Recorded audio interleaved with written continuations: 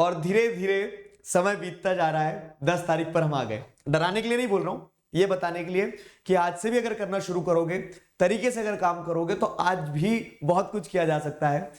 आज हमारे पास 10 तारीख है, 10 तारीख का दिन खत्म हो रहा है। आज हमने क्या क्या किया? तो आज हमने बहुत इंपॉर्टेंट चीज करी है। मॉर्निंग में जो सैंपल पेपर का सोल्यूशन हमने डिस्कस किया था, sample paper number 3 which was crafted by me, तो उसको जरूर देखा। नहीं देखा हो अगर आपने तो उसे देख लीजिएगा, उसे कंप्लीट कर लीजिएगा। खास करके वो स्टूडेंट्स जिन्होंने कुछ नहीं पढ़ा है, क्योंकि वो बहुत बेसिक सेट ऑफ क्वेश्चन है जिनकी प्रोबेबिलिटी हाईएस्ट है एग्जाम में पूछे जाने की। फाइन, तो वो हो गया। उसके बाद में अगर हम आगे बढ़े तो टू डू लिस्ट बताता हूं मैं आपको कल के लिए। 11 तारीख के दिन क्या क्या करना है। 11 तारीख की टू डू लिस्ट कुछ इस तरह से चलने वाली है हमारी कि 11 तारीख का दिन जो है तो संस्कृत का एग्जाम भी है बच्चों का, तो हम मॉर्निंग वाला स्लॉट जो है उसको फ्री रख रहे हैं। मैं आपको आगे की स्ट्रैटेजी जो है वो बता दूंगा कि आगे क्या करना है क्या नहीं करना है। बाकी मॉर्निंग वाला टाइम जो हमारा वो फ्री है, मॉर्निंग वाला स्लॉट हमने फ्री रखा है। तो 11 तारीख का दिन अगेन प्रैक्टिस डे रहेगा, तो जिनका एग्जाम संस्कृत का है तो वो संस्कृत पढ़ सकते हैं। समस्या का समाधान आपकी मतलब सेशंस और सेल्फ प्रिपरेशन 2 पार्ट रहेंगे। तो मॉर्निंग में मैं आपको समस्या का समाधान ये दे दूंगा कि आगे कहां कैसे क्या पढ़ना है, आगे क्या क्या सेशन होंगे। फिर उसके बाद में 1-2 चुटपुट वीडियो आएंगे छोटे से, ठीक है, वो रहेंगे। बाकी सुबह सेशन नहीं रखा है, तो जिनका संस्कृत का एग्जाम है ऑल द बेस्ट। ये टेंशन लेके मत जाना कि मेरा सेशन छूट गया है संस्कृत का एग्जाम के चक्कर में, कुछ नहीं कर रहे हम, ठीक है। बढ़िया से संस्कृत का एग्जाम देकर आना, संस्कृत का एग्जाम देना सुबह मॉर्निंग में, तुम्हारे लिए वही काम रहेगा। बाकी जो बच्चे हैं तो अगर जिनका आईटी का एग्जाम है तो वो आईटी पढ़ सकते हैं मॉर्निंग में, जिनका कोई बैकलॉग है तो बैकलॉग कंप्लीट कर सकते हैं। फाइन, तो ऐसे कल मॉर्निंग में कोई सेशन नहीं है।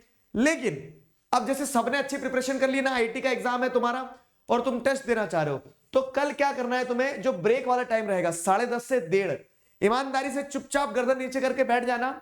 सैंपल पेपर नंबर 4 जो मैंने दिया है, सैंपल पेपर नंबर 4 अभी जस्ट पहले दिया है, तो सैंपल क्वेश्चन पेपर नंबर 4 जो है वो तुम्हें सॉल्व करना है।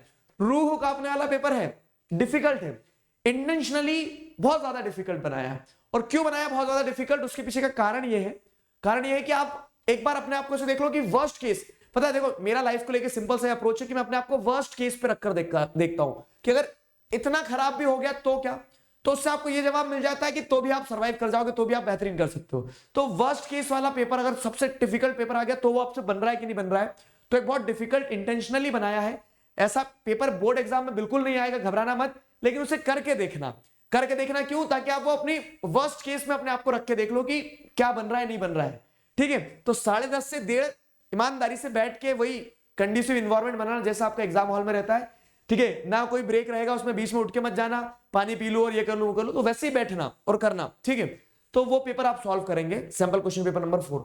जिन्होंने कुछ नहीं पढ़ा है तो वो डायरेक्ट उस पेपर में मत कूद जाना, नहीं तो तुम डिप्रेस हो जाओगे, ठीक है।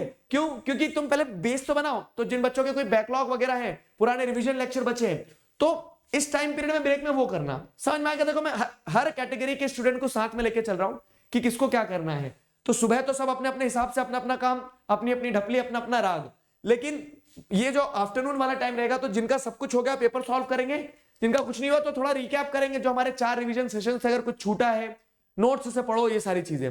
फिर हम मिल रहे हैं कब? शाम में 5 बजे।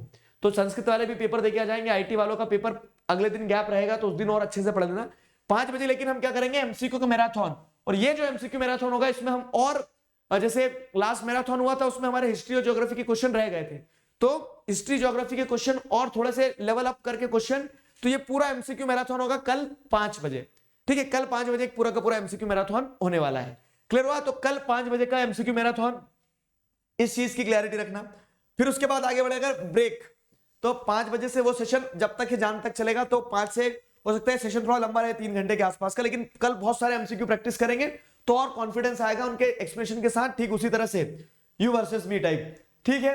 तो ये आपका 5 बजे का सेशन रहेगा। अब रात का जो टाइम रहेगा ना, इस सेशन के बाद में फिर एसएसटी मत खोलना। क्यों? क्योंकि आईटी वाले बच्चे बहुत सारे हैं, हिंदी का पढ़ लेना, हिंदी में गैप कम है, आईटी, हिंदी, एआई, जो भी आपके सब्जेक्ट है वो कर लेना। तो ये हमारा 11 तारीख का प्रोग्राम है पूरा का पूरा।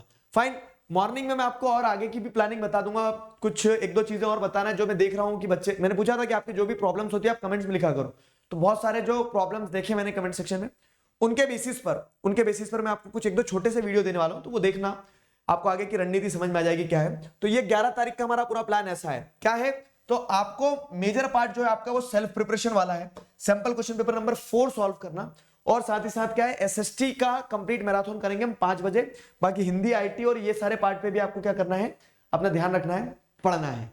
क्लियर हुआ? तो आज का दिन इसी के साथ हम करते हैं समाप्त। अब क्या आगे, तो कल मिलते हैं, कल जो जो प्लानिंग करिए उस हिसाब से आगे बढ़ेंगे। तब तक अपना ध्यान रखो, मुस्कुराते रहो। अभी के लिए साइन ऑफ कर रहा हूं, signing off with this, together we can, we will. Thank you very much.